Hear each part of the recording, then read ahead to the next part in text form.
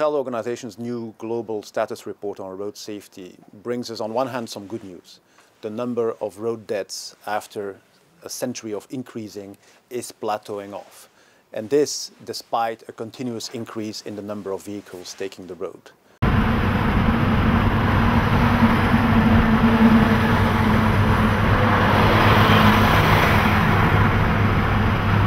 Road traffic crashes kill 1.25 million people every year. They have become the 8th leading cause of death. But for young people, young adolescents and young adults, they are the #1 killer today in the world. This is a man-made disaster.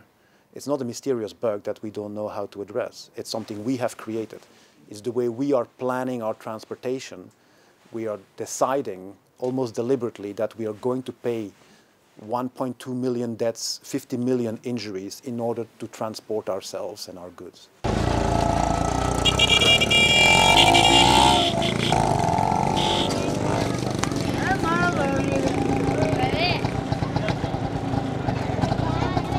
We know what needs to be done.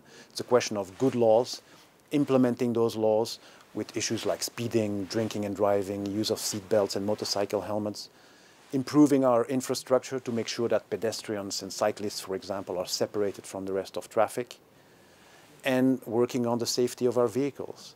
A lot of safety features are well known to save lives. They're not implemented yet in most of the vehicles being sold today around the world, particularly in low and middle income countries, which is where 90% of those deaths and injuries occur.